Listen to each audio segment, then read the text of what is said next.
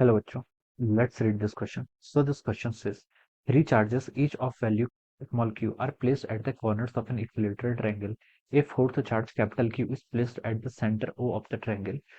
If capital Q is equal to minus q, will the charge at the corner start to move towards center or away from it? Okay, आपको यहाँ पर ये बताना है. Okay, तो देखिए बच्चों, इस क्वेश्चन का की कॉन्सेप्ट आप क्या लिख सकते हैं? The key concept of this question, देखिए यहाँ पर हमें इलेक्ट्रिक फोर्स फाइंड आउट करना है. ओके, दिस यहाँ पर हमें क्या करना है? इलेक्ट्रिक फोर्स यहाँ पर आपको फाइंड आउट करके बताना है. ओके, तो this will be the key concept of this question. Okay, तो देखिए बच्चों, इलेक्ट्रिक फोर्स क्या होता है? इलेक्ट्रिक फोर्स होता है, देखिए आपके कोई भी चार्ज पार्टिकल्स हैं, चार्ज पार्टिकल के बीच में जब फोर्स लगता है, that is called our electric force. Okay, इसको आप कैसे डिफाइन करते हैं? देखिए, इलेक्ट्रिक फोर्स आपके इक्वल होता है आपका, ये होता है आपका, देखिए के क्या आपका इलेक्ट्रोस्टैटिक कांस्टेंट, यानी कि 1/4πε0 टाइम्स Q1 इंटू Q2. अगर आपके दो चार्ज पार्टिकल हैं Q1 and Q2, divided by, they are separated by distance of r. Okay, so this is the magnitude of the, ये क्या हो जाएगा आपका ए आर कैप. ओके, ये आपको क्या कहलाएगा?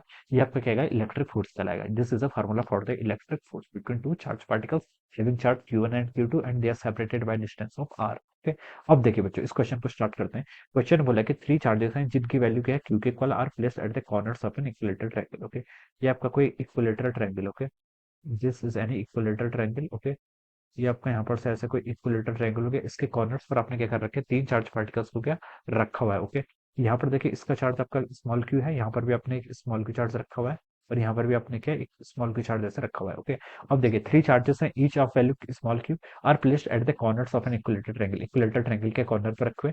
इक्विलेटरल ट्रायंगल से मेरा मतलब है कि इन तीनों की साइड्स क्या होंगी? मान लीजिए ये साइड ए है, तो तीनों की साइड्स क्या हो जाएगी? ये साइड्स आपकी एक एक फल आपकी बराबर रहेगी. ओके, ये साइड्स आपकी बराबर रहेंगी. A fourth charge Q is placed at the centre of the triangle. Okay, centre मान लीजिए ये इसका क्या सेंटर. ओके, एक फोर्थ चार्ज को देखिए हमने यहाँ पर रखा हुआ है. Okay, at the centre O, इस पॉइंट को अपने O बोल दिया. ओके, अब आपको क्या बोला है इसने? इफ Q, अगर आपका ये आपका Q चार्ज है, Q की वैल्यू अगर माइनस Q जाएगी, तो will the charge at the corners start to move towards centre और away from it. Okay, okay, तो देखिए बच्चों, हम क्या करते हैं ना, ये हम किसी भी एक चार्ज पर आपका यहाँ पर net resultant force find out करके बता देते हैं. अगर आपका resultant force towards the centre आएगा, तब तो हम बोलेंगे कि it will move towards the centre. अगर आपका नेट रिजल्टेंट फोर्स क्या आएगा अवे फ्रॉम द सेंटर, तो हम बोलेंगे कि इट विल नॉट मूव और it will move away from the centre. Okay, हम इसको ऐसा समझ सकते हैं. ओके, अब देखिए बच्चों, अब हम क्या करते हैं, मान लीजिए आपने इस पॉइंट, इस चार्ज को ले लिया, इस चार्ज पर हम क्या करते हैं? फोर्स फाइंड आउट करते हैं. किस किस के कारण? देखिए, एक तो आपका कैपिटल क्यू है, सॉरी स्मॉल क्यू है, एक स्मॉल क्यू आपका सी पर रखा है, और आपका सेंटर पर क्यू की वैल्यू कितनी है आपकी? माइनस क्यू की इक्वल दे रखी है. ओके, इन तीनों के कारण हम इस ए वाले पॉइंट पर आपका फोर्स फाइंड आउट करते हैं. आपका रिजल्टेंट फोर्स बता देगा कि आपका चार्ज क्या किस डायरेक्शन मूव करेगा. ओके, तो देखिए, पहले हम क्या लिख लेते हैं? देखिए, force, total force acting on the ए पर आपका जो टोटल फोर्स एक्ट करेगा, ओके, ए पॉइंट पर, किस किस के कारण? देखिए, एक तो बी के कारण करेगा, एक सी के कारण करेगा, और एक ओ के कारण करेगा. ओके, तो मैं इसके यहाँ पर ये भी लिख लेता हूँ. देखिए, force due to B, force due to C, plus force due to O point के कारण. ओके, अब देखिए, बी पॉइंट के कारण देखिए यहाँ पर कितना फोर्स आएगा, इसको हम लिख सकते हैं आपका के ई इंटू चार्ज का स्क्वायर. चार्ज देखिए, सॉरी, Q1 इंटू Q2, दोनों का चार्ज आपका क्यू है, तो ये हो जाएगा आपका Q square divided by the distance of separation. ये लेंथ कितनी है? देखिए, एक इक्वल है, इक्विलेटरल ट्रायंगल है, तो ये लेंथ आपकी एक इक्वल होगी, तो आपका ए स्क्वायर होगी. इसकी डायरेक्शन क्या होगी? देखिए, दोनों आपके क्या पॉजिटिव चार्ज है, तो डायरेक्शन फोर्स की ये हो जाएगी. ओके, तो मैं इसको लिख लेता हूँ, this is the direction of the force Q to B. इसको मैंने एफ बी लिख लिया. ओके, एफ बी मैंने यहाँ पर इसको ऐसे लिख लिया. ओके, अब देखिए, सिमिलरली देखिए, मैं सी, एफ सी, इस पॉइंट के कारण यहाँ पर फाइंड आउट करूँ फोर्स. तो देखिए, फोर्स देखिए, सब चीज सेम है, चार्ज भी सेम है, डिस्टेंस भी सेम है. अब डायरेक्शन क्या होगी? लेकिन डायरेक्शन आपकी ये हो जाएगी. Okay, this is the direction of the force at point A due to the C. Okay, ये आ जाएगा. ओके, तो हम देखिए यहाँ पर क्या लिख लेते हैं.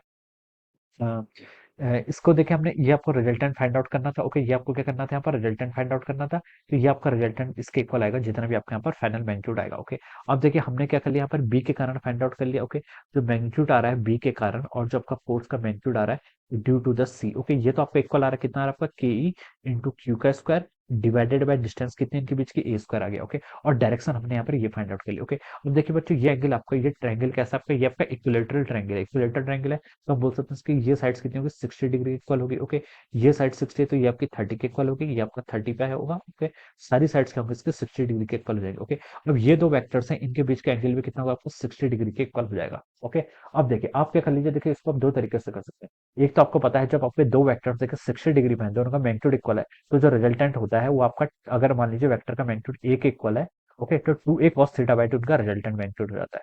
या फिर आप क्या कर लीजिए, देखिए, एफ बी का एक कंपोनेंट लीजिए इस डायरेक्शन में, एफ बी cos 60 हो जाएगा. एफ सी का भी कंपोनेंट लीजिए इस डायरेक्शन में, वो एफ सी cos 60 हो जाएगा, उन दोनों को ऐड कर लीजिए और जो परपेंडिकुलर कंपोनेंट होंगे देखिए ये वाले, ये तो आपके क्या हो जाएंगे, आपके कैंसिल हो जाएंगे। ओके, तो आप किसी भी तरीके से कर लीजिए, आपका रिजल्टेंट देखिए क्या आएगा। मैं यहाँ पर देखिए इन दोनों को डायरेक्ट ऐड कर रहा हूँ, तो ये कितना हो जाएगा देखिए, एफ बी और सी का मैग्नीट्यूड इक्वल है, तो इन दोनों के कारण जो आपका नेट आएगा वो मैं लिख सकता हूँ आपका 2 into magnitude of F B या फिर F C times cos of theta by two. Okay, cos of theta by two, ये कितना आपका 60 डिग्री का एंगल है, तो हम लिख सकते हैं इसको 60/2, यहाँ पर से हम लिख सकते हैं। ओके, ये आपका बहुत ही स्टैंडर्ड रिजल्ट है। ओके, देखिए मैं यहाँ पर डिराइव भी कर देता हूँ। दो वेक्टर्स है मान लीजिए, जिनका मैग्नीट्यूड आपका ए है, उसके बीच का एंगल मान लीजिए यहाँ पर कितना है, थीटा एंगल है। ओके, तो ये हो जाएगा आपका A square plus B square plus 2ab cos theta, 2a square cos theta के इक्वल लिख सकते हैं। यहाँ से देखिए 2a स्क्वायर आप कॉमन ले लीजिए, 2a स्क्वायर आपने यहाँ पर कॉमन ले लिया, तो अंदर के बच गया आपका 1 प्लस कॉस थीटा, ये पूरी टर्म आपके रूट के अंदर आ जाएगी। ओके, अब देखिए इससे हम बाहर ले आएंगे तो रूट 2a बाहर आ जाएगा।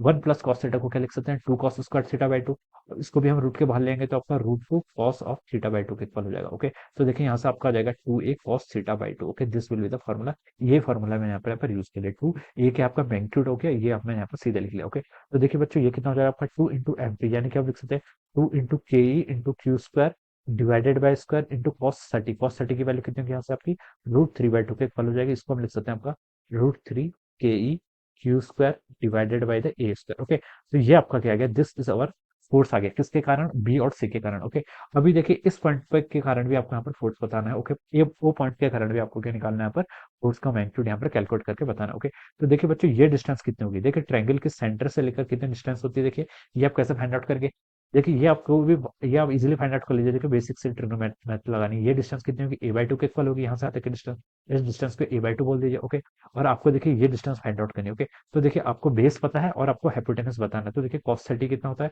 cos 30 यूज कर लीजिए, cos 30 होता है आपका root 3/2। Okay, equal to base, base आपका कितना है a/2, आपको क्या बताना है, हाइपोटेनस h। ओके, यहाँ से आपकी h की वैल्यू फाइंड आउट हो जाएगी। देखिए इस 2 से आपका ये 2 कैंसिल हो गया, h की वैल्यू कितनी होगी आपके यहाँ से, h की वैल्यू आपके यहाँ से होगी आपकी a/√3 के इक्वल आ गई ये डिस्टेंस। ओके, तो आप बोल सकते हैं कि ये डिस्टेंस कितनी हो जाएगी आपकी, a/√3 के इक्वल हो जाएगी, यहाँ से लेकर यहाँ तक की डिस्टेंस भी, और इन दोनों के बीच की डिस्टेंस भी आपकी कितनी होगी, a/√3 के इक्वल हो जाएगी। ओके, तो देखिए ये फाइंड आउट कर लीजिए, तो देखिए इनके कारण ओ पॉइंट, इस फोर्स का वैल्यू कितनी आएगी, ये हो जाएगा आपका के E into Q 1 into Q 2। देखिए एक का चार्ज क्यू है, एक का चार्ज आपका माइनस क्यू है, तो आप इसको माइनस क्यू का स्क्वायर लिख लीजिए डिवाइडेड बाय डिस्टेंस का स्क्वायर, डिस्टेंस कितनी है यहाँ पर a/√3 का स्क्वायर। ओके, तो हो जाएगा आपका ए स्क्वायर। ओके, रूट 3 कितना लिख देंगे हम यहाँ से, 3 से कर लेंगे। ओके, तो हो जाएगा आपका -3 टाइम्स के ई क्यू का square divided by our A square. Okay, ये आपका यहाँ पर से इतना रिजल्ट आ जाएगा। ओके, अब देखिए, अब आपका देखिए ये फोर्स देखिए, ये फोर्स किसके, देखिए नेगेटिव वाला जो फोर्स होगा वो किस कारण होगा, वो डाउनवर्ड डायरेक्शन में होगा, और इन दोनों का रिजल्टेंट आपका अपवर्ड आ रहा था। ओके, तो देखिए नेट फोर्स किस डायरेक्शन में आ रहा है, देखिए